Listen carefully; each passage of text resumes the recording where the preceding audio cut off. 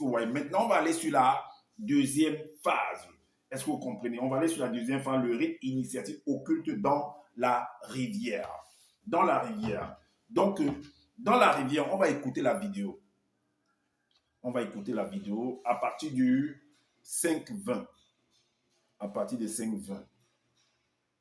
On va écouter la vidéo.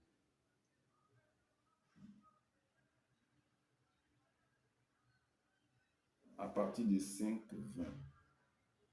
On va écouter le monsieur.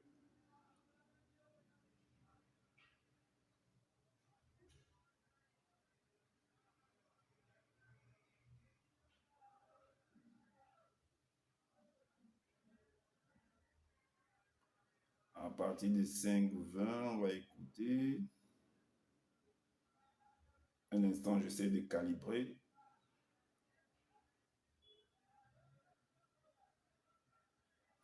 Écoutons. Quand quelqu'un a un démon python lors de l'initiation des sorciers, de ce qu'on appelle les pratiquants des sciences occultes, ils ont ce qu'on appelle leur initiation. On va les initier, d'autres c'est dans les forêts, d'autres c'est près des rivières, en fonction des endroits. Ok, donc d'autres c'est près des rivières. Alors on voit qui on est parti initier près des rivières. Donc comme Zola a dit, d'autres c'est près des rivières. Alors, allons dans l'évangile caché de Kodoumanet. Vous allez voir que lui-même, celui qu'il appelle Kodoumanet, dans les Bibles classiques, on l'appelle Jésus, d'autres l'appellent Christ, ainsi de d'autres l'appellent, disent Emmanuel, peu importe les noms que vous voulez. Allons dans, vous allez voir qu'on est parti l'initier à la rivière. Donc on va lui mettre en contact avec les esprits, des esprits occultes. Est-ce que vous comprenez? Donc c'est le rite initiatique occulte dans la rivière. Alors, dans l'évangile caché de Kodoumanet, au chapitre 18, le chapitre 18, le verset 25. Chapitre 18, le verset 25. Il est dit que c'est alors que Satan, le mauvais esprit, décida de l'affronter spirituellement de la manière la plus subtile et rusée. Le verset 26 nous dit, mais avant cela, Djokisabé devait passer par la plus grande des initiations de tous les temps. Pour tous les temps, c'est toujours les mêmes choses que même ses ancêtres ont eu à faire, qui se perpétuent en fait. Alors, le chapitre 19, le verset 1, il est dit, voilà donc l'initiation la plus qu'il appelle. Djokisabé, âgé de 30 ans, il est dit, nombre, c'est pour dire qu'il y a des codes en fait, nombre pour compléter un jour inachevé, donc 30, selon leur code dans leur initiation là-bas.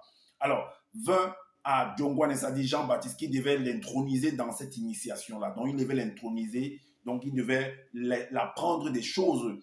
Est-ce que vous comprenez? Dans l'initiation, parce qu'on t'apprend des choses, on te révèle des choses que d'autres qui ne sont pas à la portée d'autres personnes. Comme je suis en train de faire avec vous, en vous décodant, en exposant, en déchirant le rideau, en brisant les seaux, en relevant les zones d'ombre. C'est une initiation que beaucoup ne connaissent pas. C'est ce qu'on appelle une initiation occulte. Occulte veut dire cachée, secrète. Alors, la suite nous dit quoi? Le verset 13 nous dit que dès qu'il fut intronisé, parce qu'on l'a plongé dans l'eau en fait, si vous voulez comprendre. Est-ce que vous comprenez? Dès qu'il fut intronisé spirituellement par le moyen de l'huile sacrée connue par les initiés, tous les cieux s'ouvrirent spirituellement. La puissance de l'arche de l'alliance issue de l'entité protectrice, de l'arche sortie des eaux du Siba, dont le Jourdain, c'était une rivière en fait, un fleuve, le Jourdain. Et c'est ce que Zola appelle en fait quand il explique dans ses cours, dans ses conneries là-bas, il dit que c'était le Vouri, le fleuve Vouri au Cameroun.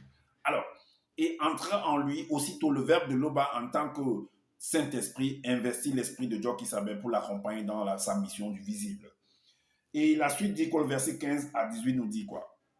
Ainsi, le pouvoir et la domination royale furent placés spirituellement entre ses mains. Et à l'instant même, une multitude d'entités célestes descendit et entoura Djokisabé. Après cela, l'entité s'écria d'une voix puissante. Celui-ci est l'un des deux issus directement de Tétè. Donc, c'est une initiation occulte. Donc, on le met en contact des esprits occultes. Est-ce que vous comprenez? Donc, comme Zola a expliqué dans son passage, dans son récit.